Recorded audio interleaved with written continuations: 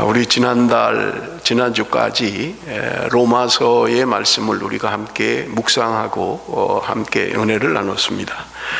이번 주부터는 예레미야 말씀으로 우리가 묵상을 하게 됩니다. 오늘 읽은 예레미야 22장 1절에서 9절은 오늘 큐티 본문에 해당하는 말씀입니다.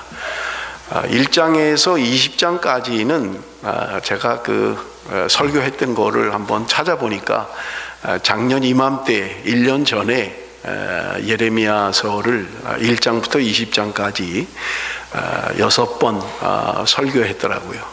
그리고 1년 만에 이제 21장부터 이번 달까지 32장까지 우리가 말씀을 듣게 됩니다. 여러분 1년 전에 설교를 들었기 때문에 예레미야에 대한 대략적인 이야기를 먼저 말씀을 드리고 오늘 본문 말씀을 가지고 함께 은혜를 나누도록 그렇게 하겠습니다. 여러분 예레미야가 언제 활동했는가라고 하는 것은 성경에 기록이 되어져 있습니다. 우리 예레미야 1장 2절 3절 우리 한번 보겠습니다. 예레미야 1장 2절 3절 아몬의 아들 유다왕 요시야가 다스린 지 13년에 여호와의 말씀이 예레미야에게 임하였고 요시야의 아들 유다의 왕 여호야김 시대부터 요시야의 아들 유다의 왕 시드기야의 11년 말까지 곧 5월에 예루살렘이 사로잡혀 가기까지 임하니라.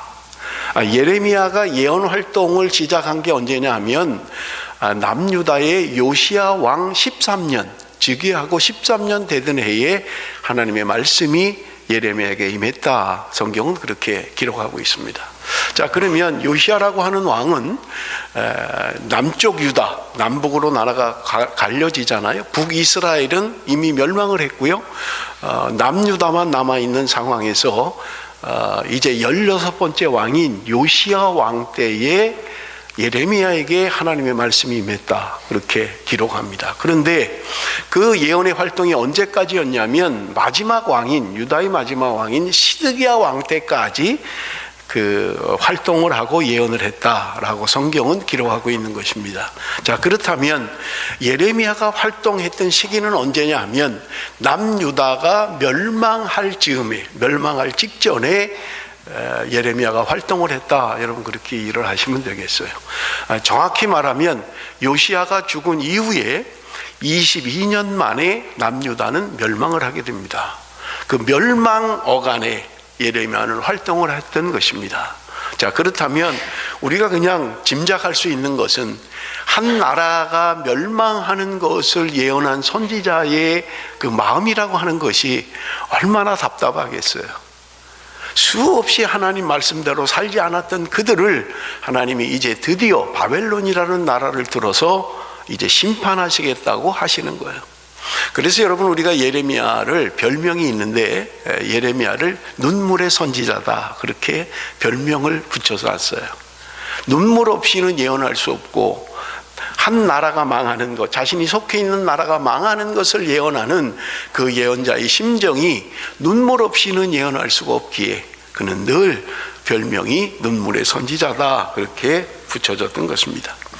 여러분 예레미야가 활동했을 당시의 국제 정세는 우리가 이미 잘 알고 있습니다만은 이스라엘이라고 하는 나라 자체가 지형학적으로 샌드위치 된 것이라고 말씀을 드렸잖아요. 밑으로는 애굽이 있고요. 위쪽으로는 이제 강대한 나라 북이스라엘을 물리친 아수르 제국이 자리하고 있는 거예요. 그 중간에 지금 이스라엘이라고 하는 나라가 있는 거예요. 국제 정세로 볼 때 이스라엘이라고 하는 나라는 늘 외세의 침략을 받을 수밖에 없는 위치예요. 왜냐하면 밑에 있는 애굽이 점점 커지면서 북쪽으로 영토 확장을 하기 위해서 진출하려면 이스라엘을 반드시 중간 거점으로 삼아야만 합니다. 또 북쪽에 아수르나 바벨론이나 이러한 나라들이 남쪽으로 영토 확장을 위하여 전쟁을 치르기 위해서도 반드시 이스라엘을 거쳐서 가야만 합니다. 그렇기 때문에 강대국의 샌드위치가 되어 있는 지형학적으로 늘 외세의 침략을 받을 수밖에 없는 것이 이스라엘이라고 하는 나라다 그렇게 말씀을 드렸어요. 여러분 지금 예레미야가 활동할 당시에 요시야가 집권할 때 13년 때부터 예레미야가 사역을 했다 성경이 기록하고 있잖아요. 이때가 언제냐 하면 여러분 밑으로 애굽이라고 하는 나라 그리고 위쪽에는 아수르 제국이라고 하는 북이스라엘을 물리친 제국이 있었던 거예요. 그런데 새로운 나라가 등장하기 시작하는데 그게 누구냐면 신흥 바벨론이에요. 바벨론이라고 하는 나라가 새롭게 일어나고 있는 거예요. 요 중간에 이스라엘이 지금 샌드위치 되어 있는 거예요. 그러니까 이스라엘의 왕들은 주변에 어떤 나라가 강한가, 어떤 나라가 우리를 도울 수 있는가, 어떤 나라에 붙어야 우리가 외세적으로, 정치적으로, 외교적으로 안전한가를 늘 생각했던 거예요.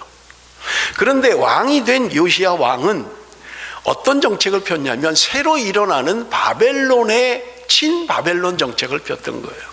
아, 저 나라가 앞으로 세계 정세를 주름잡을 나라다 판단을 했던 것 같아요. 그런데 애굽이라고 하는 나라는, 아수르라고 하는 나라는 새로 일어나는 바벨론을 자꾸 견제하는 거예요. 점점 커지면 침공을 할 거고 하니까 애굽이 지금 그것을 보고 견제하기 위해서 이제 병력을 이끌고 바벨론을 침공하기 위하여 북으로 진군하고 있는 거예요. 그런데 그들이 북으로 올라가려면 반드시 이스라엘을 거쳐가야만 하는 거예요. 그런데 지금 이스라엘의 왕, 남유다의 왕인 요시야는 친바벨론 정책을 가지고 있는 거예요. 그러니 애굽에서 올라오는 병력을 차단시켜 줘야만 바벨론이 살아남을 수 있는 거예요. 그러니까 요시야가 병력을 이끌고 올라오는 애굽의 군사를 맞서서 전쟁을 치르게 되는데 무기또라고 하는 곳에서 전투를 치르다가 요시야 왕이 죽고 맙니다. 전쟁에 죽는 거예요. 31년 동안 통치하고 8살의 왕이 돼서 39살에 세상을 뜨고 마는 거예요. 그러고 나서 요시야 왕이 죽은 다음에 요시야 왕이 우리가 살펴봤잖아요. 얼마나 개혁 정치를 했던 사람입니까? 하나님의 말씀대로 살려고 했던 사람이고요, 말씀의 사람이었던 사람이에요. 그런데 그가 죽었던 거예요. 그리고 그의 아들 여호아하스가 왕이 되는데, 여러분이 오늘 성경에는 그 왕의 이름이 없습니다만은 요시야 왕 다음에는 여호아하스라고 하는 왕이에요. 3개월 통치하고 여호아김으로 바뀌게 됩니다. 그리고 나서 여호아김 다음에는 여호아긴이라고 하는 왕이 즉위를 하고 마지막 왕, 유다의 마지막 왕 시드기야가 남유다를 통치하게 되는 거예요. 그러니 지금 예레미야가 통치하고 있는 이 시대는 국제 정세적으로 볼 때 굉장히 불안한 때인 것을 우리가 볼 수 있는 거예요.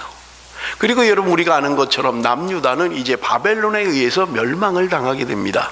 왜냐하면 요시야가 지금 친바벨론 정책을 가지고 밑에서 올라오는 애굽을 차단하러 나갔다가 전쟁에 패하고 말았던 거예요. 그러고 나니까 그의 아들 여호아하스는 친애굽 정책을 피는 거예요. 그러고 보니까 새로 일어나는 바벨론 입장에서 볼 때는 자기 편을 들지 않고 남유다가 애굽의 편을 드는 거예요. 그러니까 괘씸하게 생각했던 거죠. 그래서 바벨론이 침공을 하는데 3차에 걸쳐서 바벨론 침공을 하게 되고, 마지막 시드기야 왕 때 3차 정벌에 나서서 남유다는 멸망하는 것으로 끝나버리는 거예요. 그게 지금 우리가 읽은 예레미야가 활동했던 시기고 국제적인 정세다. 여러분, 그렇게 이해를 하시면 되겠고요. 예레미야서는 총 52장으로 되어 있어요. 굉장히 긴 예언서죠. 52장으로 되어 있는데 1장에서 25장까지는 남유다에 대한 말씀을 기록하고 있습니다. 우리가 읽은 오늘 22장도 마찬가지로 남유다에 대한 이야기예요. 26장부터 여러분 45장까지는 예언자들의 활동에 대한 이야기를 하고 있고요, 46장부터 51장까지는 이방 나라들에 대한 심판을 예고하고 있습니다. 그리고 마지막 52장은 예루살렘 함락과 그리고 바벨론 포로에 대한 이야기를 끝으로 예레미야서는 이제 끝을 내는 것을 우리가 볼 수 있습니다. 말씀드린 것처럼 이번 달에 우리가 묵상하게 될 것은 예레미야 21장부터 32장까지의 말씀인데, 여러분, 이 11장의 말씀 가운데 전부 다 9장은 시드기야 왕에 대한 이야기입니다. 시드기야 왕 시대에 대한 이야기예요. 다시 말하면 이제 남유다의 멸망에 대한 이야기를 하고 있다, 그렇게 이해를 하시면 되겠고요. 25장, 26장 두 장만 여호야김에 대하여 이야기하고 있어요. 그러니까 오늘 이번 달에 우리가 예레미야를 묵상하는 것은 주로 시드기야 왕 이제 통치할 때 남유다의 멸망 즈음에 관하여 기록한 말씀이다. 여러분들이 그렇게 이해를 하시면 될 것 같고요. 오늘 본문 1절, 2절 말씀을 우리 한번 다시 한번 읽어봅니다. 1절, 2절 말씀 다시 읽습니다. 시작.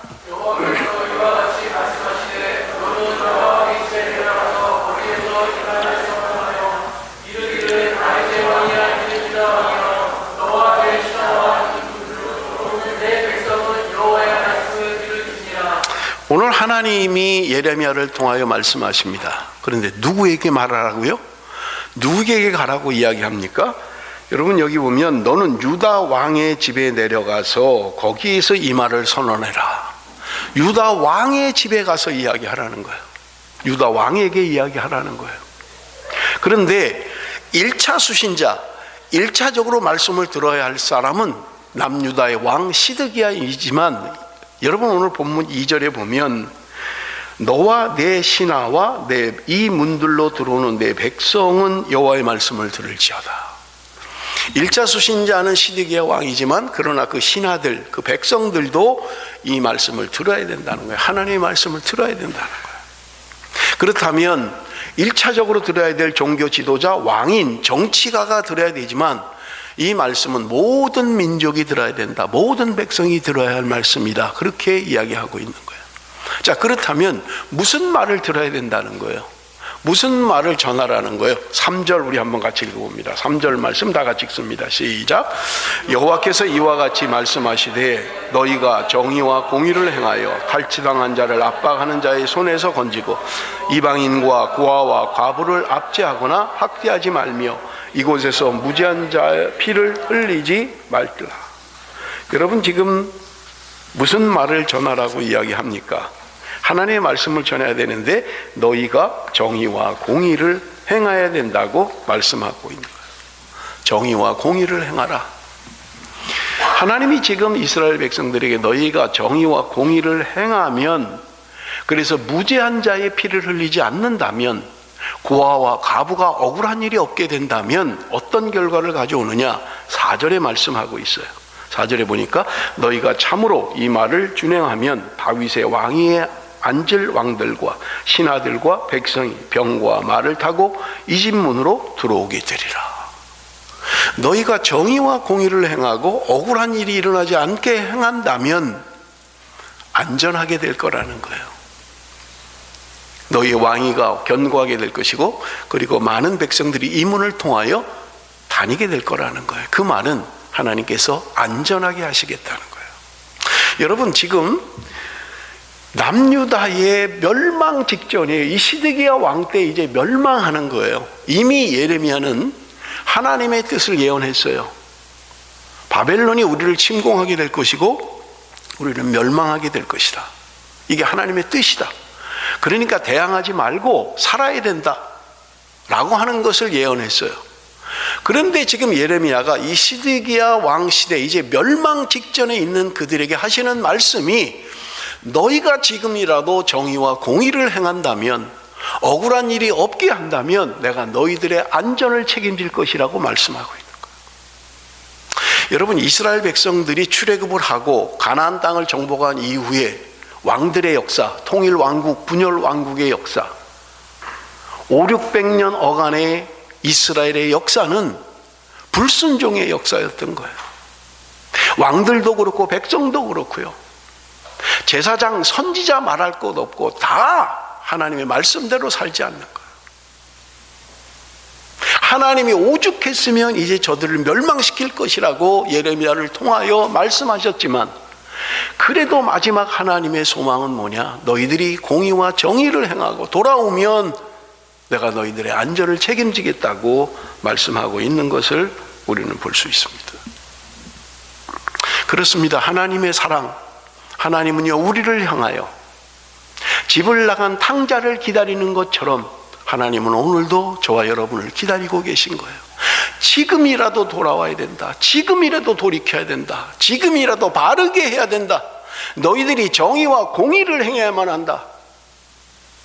그것이 하나님의 마음이고 아버지의 뜻이었던 것입니다. 그러나 그들이 말씀에 순종하지 않는다면, 그렇게 행하지 않는다면 어떻게 되느냐? 5절을 보겠습니다. 5절 다 같이 읽습니다. 시작. 그러나 너희가 이 말을 듣지 아니하면 내가 나를 두고 맹세하노니 이 집이 황폐하리라. 여호와의 말씀이니라. 너희들이 지금이라도 돌이켜서 정의와 공의를 행하고 억울한 일이 없게 한다면 하나님이 너희들의 안전을 책임지겠지만, 너희들이 말씀에 불순종한다면 너희들의 집은 황폐하게 될 것이다. 멸망하게 될 것이라는 것을 말씀하고 있는 것을 우리가 볼 수 있는 것입니다. 하나님이 마지막 멸망의 자리에서 그들에게 요구하는 것, 그것이 무엇입니까? 정의와 공의를 행하라는 거예요. 그래서 오늘 설교 제목을 본문 3절의 말씀에 근거해서 정의와 공의를 행하여 라는 설교 제목으로 정했습니다. 여러분, 정의와 공의라고 하는 말씀이 우리 예레미야의 말씀입니다마는 이 말씀은 창세기 18장에 기록되어져 있어요. 똑같은 단어예요. 원어의 똑같은 말입니다. 물론 우리 한글 성경은 표현이 달라요. 그렇지만 원어의 의미는 똑같은 말이에요. 창세기 18장 18절 19절을 봅니다. 아브라함은 강대한 나라가 되고 천하 만민은 그로 말미암아 복을 받게 될 것이 아니냐. 내가 그로 그 자식과 권속에게 명하여 여호와의 도를 지켜 의와 공도를 행하게 하려고 그를 택하였나니 이는 나 여호와가 아브라함에게 대하여 말한 일을 이루려 함이니라. 제가 설교를 보니까 7월 달에 잠시 이 창세기 말씀을 언급을 했더라고요. 여러분, 하나님이 아브라함을 부르신 것, 하나님이 아브라함을 부르신 목적, 오늘 18절에 창세기 18장 18절에 이야기합니다마는 그로 말미암아 복을 받게 될 것이다. 그래서 우리는 아브라함의 축복, 축복의 통로 뭐 이런 이야기들을 하는 거예요. 아브라함의 복을 받게 하옵소서, 아브라함과 같이 축복의 통로가 되게 하옵소서, 그렇게 이야기를 해요. 아브라함이 무슨 복을 받았나요? 여러분, 아브라함이 무슨 복을 받았어요? 하나님이 창세기 12장에 아브라함을 부르시면서 약속한 것들이 있었어요. 그런데 여러분, 아브라함 당대에는 그 약속이 하나도 이루어지지 않았어요. 무슨 땅을 그렇게 많이 차지했습니까? 아브라함은 평생에 자기 아내 사라 죽어서 묻힐 매장지 돈 주고 산 막벨라 굴 하나밖에는 없어요. 땅이 없었다고요. 그 사람 명의에 아브라함이 소유한 땅이 없었어요. 무슨 자손이 그렇게 많았어요? 무슨 하늘의 별처럼 자손이 많았어요? 여러분, 창세기에 보면 야곱이 애굽으로, 요셉이 내려가서 애굽으로 내려갈 때에 야곱의 가족이 70명이었다고 창세기는 기록하고 있어요. 그러면 보세요. 야곱 때는 이미 아브라함은 죽었어요. 아브라함이 이삭을 낳고 이삭이 야곱을 낳고 야곱이 12아들을 낳은 거예요. 그 아들 막내인 11번째인 요셉이 30살 때에 내려간 거예요. 그러니까 이미 아브라함 때는요 그렇게 많은 자손이 있지 않았어요. 이삭과 이스마엘이 있었고요, 성경이 말하는 것으로 보면 첩인 그두라를 통해서 낳은 자녀들이 있었고요. 그 외에는 없어요. 그런데 무슨 별처럼 많은 자녀가 있었어요? 없었어요. 그러면 여러분 보세요. 오늘 우리의 관점에서 우리가 바라보는 복, 우리가 생각하는 복, 그것이 아브라함이 받은 복이 아니라는 거예요. 이 땅에서 땅이 넓어지고 사업이 잘 되고 번창하고 자녀들이 잘 되고 건강하고 이것을 말하고 있는 것이 아니라는 거예요. 아브라함 당대에 그런 축복을 받은 적이 없어요. 그런데 우리는 자꾸 아브라함의 축복, 축복의 통로, 물론 우리가 갈라디아서 통해서 보면 지금 믿는 자들이 아브라함의 후손이다 그렇게 이야기를 해요. 영적인 이스라엘이다. 그래서 믿으면 우리도 아브라함의 후손이 되고 아브라함이 받았던 복을 받게 된다라고 갈라디아서가 이야기하고 있습니다. 그러나 아브라함 당대에 그 하나님의 약속은 이루어지지 않았다는 거예요. 그런데 하나님이 오늘 창세기 18장을 통해서 아브라함을 부르신 목적을 이야기하고 있어요. 19절에 보니까 내가 그로 그 자식과 권속에게 명하여 여호와의 도를 지켜 의와 공도를 행하게 하려고 그를 택하였나니, 의와 공도를 행하게 하려고 택했다. 의와 공도라는 말이 오늘 예레미야에서 말씀하고 있는 정의와 공의라는 단어와 동일해요. 그렇다면 창세기 18장에서 하나님이 아브라함을 부르신 목적이 뭐냐? 의와 공도라고 이야기하고 있습니다마는 예레미야식으로 표현한다면 정의와 공의를 행하라는 거예요. 여러분, 아브라함, 그는 어떤 조건도 없이 은혜 언약으로 구원받았습니다. 하나님이 그에게 어떤 조건을 제시하지 않았어요. 그리고 부르셨고 택하셨어요. 오늘 하나님이 우리를 부르심에도 아브라함과 같아요. 은혜 언약이에요. 조건이 아니에요. 우리가 구원 얻을 만한 어떤 자격이 있어서 구원받은 게 아니라는 거예요. 하나님의 은혜로 우리가 이 자리에 앉아 있고 하나님의 자녀가 됐고 하나님의 백성이 되었다고 말씀하고 있는 거예요. 그런데 단지 하나님이 그를 택하신 것은 복받고 축복받는 것이 목적이 아니라 아브라함의 삶 속에 정의와 공의를 행하는 것이 하나님이 그를 부르신 목적이라고 이야기하고 있는 거예요. 내가 너희들을 택한 목적은, 내가 너희들을 구원하게 한 목적은, 내가 너희들을 하나님의 자녀로 삼은 목적은 너희들이 이 땅에서 정의와 공의를 행하는 것이다. 이방인들, 과부와 고아들 압제하지 마라. 힘없는 자들, 그것이 하나님의 부르심의 목적이라는 거예요. 그렇다면 아브라함을 부르신 목적은 동일하게 오늘 저와 여러분을 부르신 하나님의 목적도 동일합니다. 내가 너희들을 택한 이유는 다른 게 아니다. 너희들이 이 땅에서 정의와 공의를 행하게 하기 위해서 내가 너희들을 택했다고 말씀하고 있는 거예요. 그렇다면 여러분, 우리가 이 땅을 살아가면서 정의와 공의를 행하는 삶을 살아야 된다는 말입니다. 그렇다면 여러분, 정의와 공의는 무엇입니까? 여러분, 우리가 창세기를 번역할 때 의와 공도라고 이렇게 번역을 했어요. 어렵잖아요. 공도라는 말은 잘 쓰지도 않는 말이고요, 이해하기도 어렵고요. 그런데 여러분, 예레미야가 동일한 단어를 다르게 표현하기를 정의와 공의라고 표현하고 있는 것을 우리가 볼 수 있습니다. 자, 정의란 그럼 무엇이냐라고 하는 거예요. 정의. 여러분, 일단 우리가 개역 개정 성경을 우리가 보았습니다. 예레미야 22장 3절에 정의와 공의라고 표현하고 있는데, 개역 한글 성경이나 세번역 성경은 번역하기를 공평과 정의다 이렇게 표현해요. 공평과 정의. 정의와 공의를 개역 한글이나 세번역은 공평과 정의라고 그렇게 표현하고 있다는 거예요. 그러면 영어 성경에는 어떻게 표현하고 있느냐? 킹 제임스 버전에는 여러분, 우리가 정의와 공의라는 것을 judgment and righteousness라고 표현하고 있어요. judgment and righteousness. 그런가 하면 NIV는 아주 간단하게 just and right 이렇게 표현하고 있어요. ESV는 어떻게 표현하느냐? Justice and Righteousness 이렇게 표현하고 있어요. 영어 성경도 번역의 의미가 조금씩 달라요. 그렇다면 정의라고 하는 게 도대체 뭐냐? 정의라고 하는 게 어떻게 사용되고 있느냐? 여러분, 구약 성경에 보면 정의라는 단어가 400번 이상 사용되고 있어요. 그런데 가장 많은 용례로 사용하고 있는 의미가 뭐냐면 재판이에요. 재판. 저지먼트예요. 재판. 그렇다면 여러분이 재판을 할 때 어떻게 해야 되는 게, 정의라는 게 뭐냐? 재판을 말하는데 재판이라고 할 때 그 정의의 의미는 도대체 뭐냐는 거예요. 여러분, 성경적인 정의의 의미가 뭐냐라고 할 때 여러분, 우리는 성경에 근거해서 우리 한번 좀 보도록 하겠습니다. 열왕기상 3장 9절입니다. 열왕기상 3장 9절. 우리 한번 다 같이 읽습니다. 열왕기상 3장 9절 다 같이 시작. 누가 주의 임하는 백성을 재판할 수 있사오리까? 듣는 마음을 종에게 주사 주의 백성을 재판하여 선악을 분별하게 하옵소서. 여러분, 우리가 개역 성경에는 지혜를 주사, 솔로몬의 지혜 그러잖아요. 일천번제를 드리고 나니까 하나님이 너 원하는 거 내가 줄 거니까 너 원하는 걸 얘기해봐라.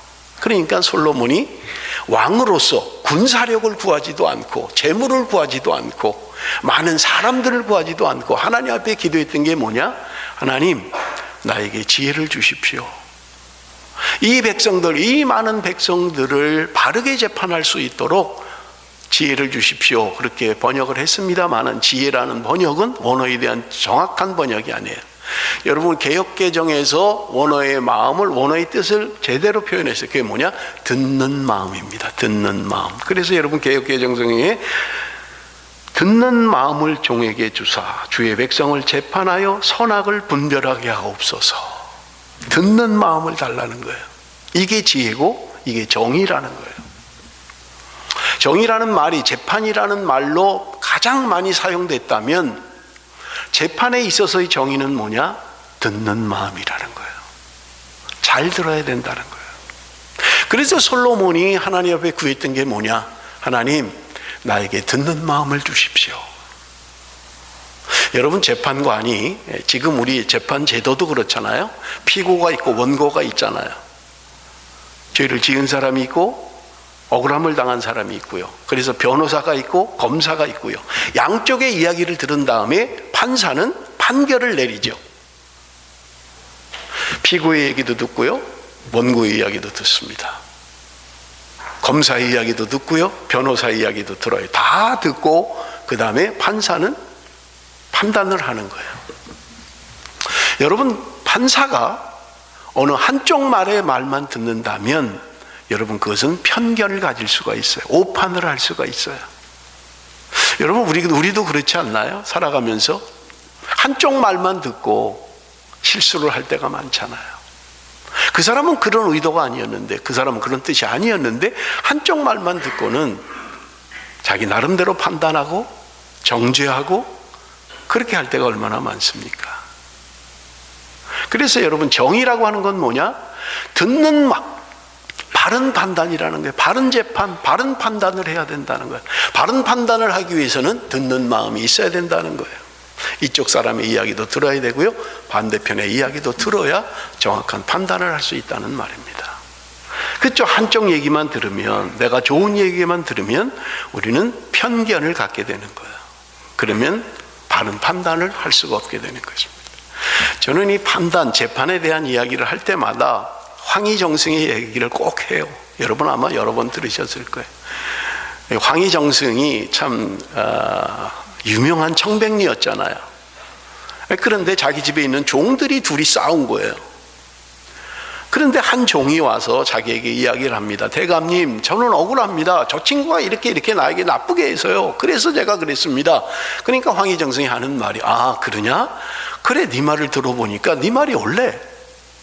그런데 조금 있다가 그 상대 싸운 그 종이 와서 또 이야기하니, 대감님, 그게 아닙니다. 그게 아니고요, 저 친구가 이러저러 해서 제가 이렇게 저렇게 했던 것뿐입니다. 그러니까 황희정승이 또 하는 말이, 그래? 네 말을 들어보니까 네 말도 옳네. 그런 거예요.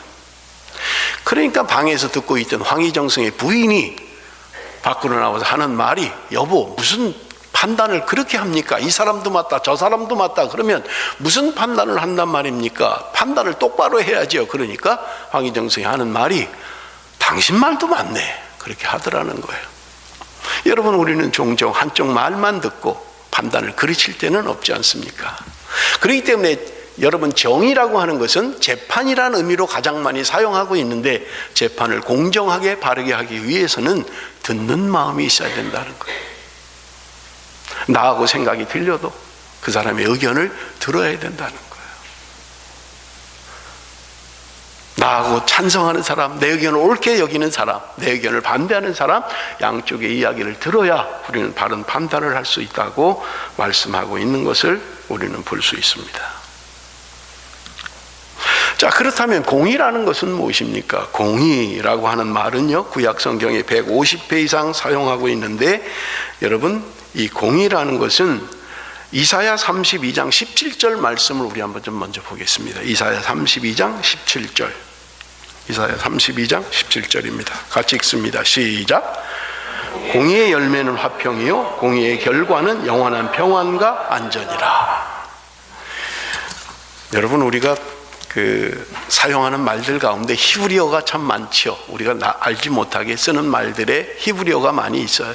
여러분들, 아멘이라는 것도 히브리어고요, 샬롬이라는 것도 히브리어예요. 우리가 많이 인사하잖아요. 인사할 때 샬롬 이런 말을 많이 하죠.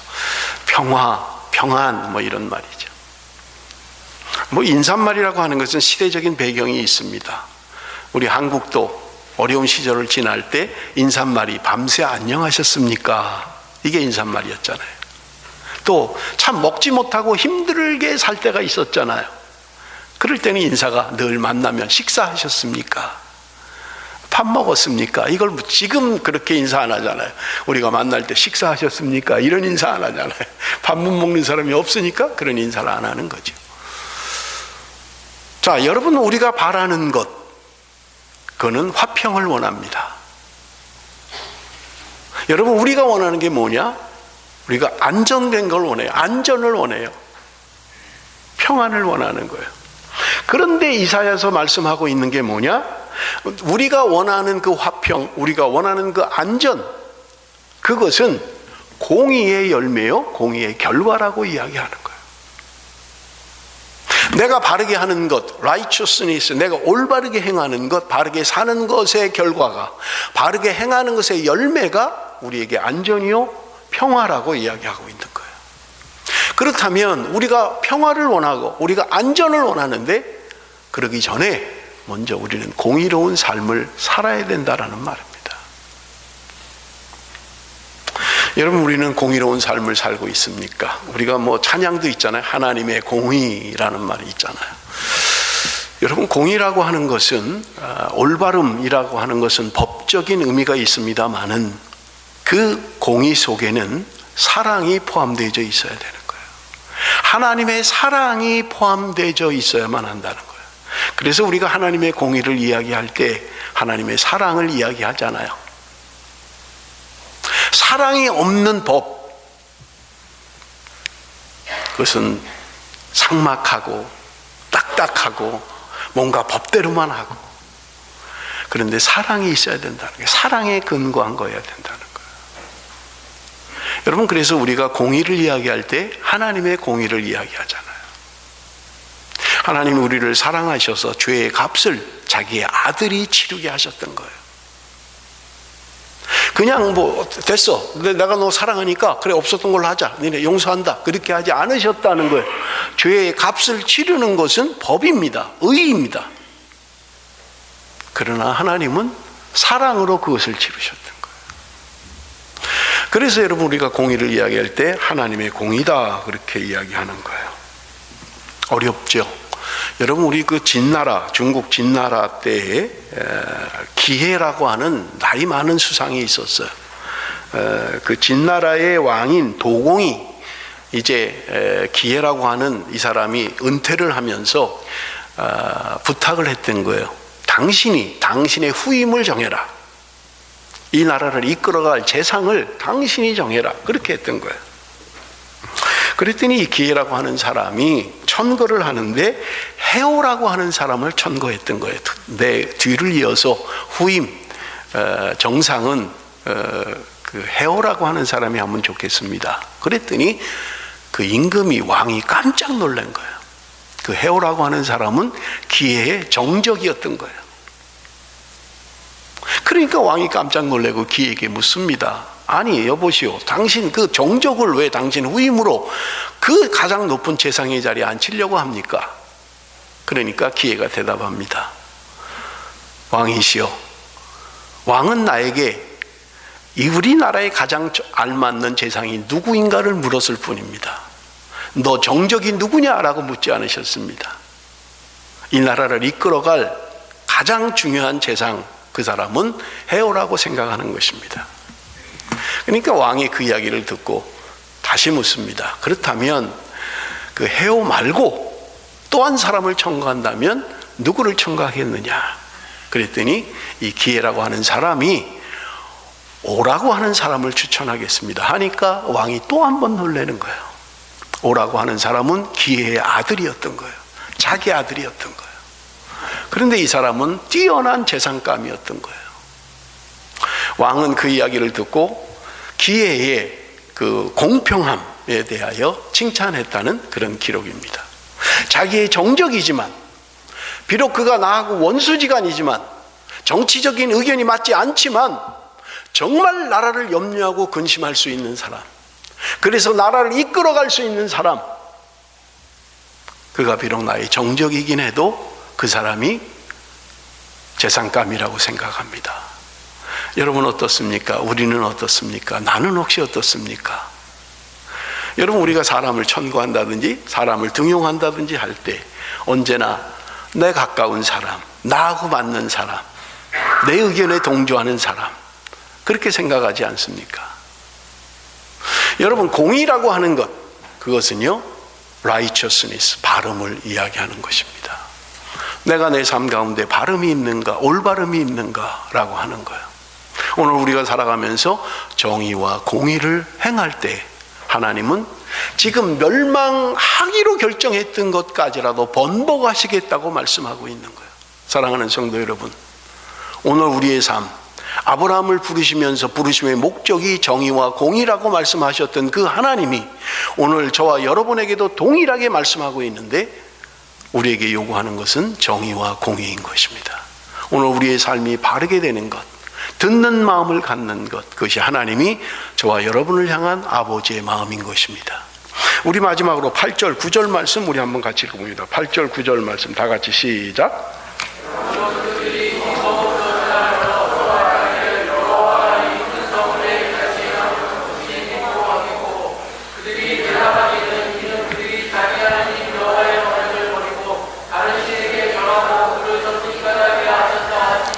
남유다의 멸망의 원인, 그것은 오늘 본문이 이야기하는 것처럼 그들이 하나님과의 언약을 버렸다는 거예요. 하나님과의 약속을 버렸다는 거예요.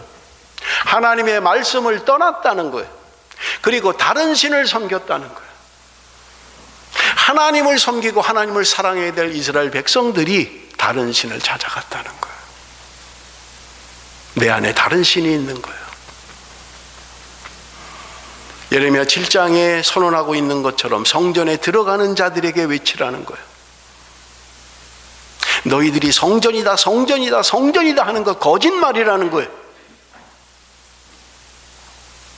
너희들이 뻐젓이 예배당에 예배하러 오면서도 바른 삶을 살지 않는 것, 하나님이 이젠 못 보시겠다는 거예요. 이사야를 통해서도 말씀하시잖아요. 너희들이 마당만 밟고 다니는 건 내가 더 이상 참지를 못하겠다. 하나님이 말씀하시는 거예요. 그들이 멸망의 원인 하나님과의 약속을 어겼다는 거예요. 그래서 많은 사람들이, 많은 민족들이 지나가면서 조롱하는 거예요. 아이고, 옛날에는 잘 나가던 저 이스라엘이 어떻게 이렇게 됐는가. 오늘 우리를 향하여 불신자들이 조롱할 수도 있는 거예요. 사랑하는 성도 여러분, 오늘 우리는 정의와 공의를 행해야만 합니다. 바른 삶을 살아야만 합니다. 우리의 삶 가운데 살아가면서 거창한 거 말고 우리의 살아가면서 작은 것부터 공의와 정의를 행하는 바른 삶, 듣는 귀를 가지고 살아가는 우리의 삶이 될 때 그것이 아버지의 마음이고 하나님께서 오늘 저와 여러분을 향한 하나님의 뜻인 것입니다. 기도하겠습니다.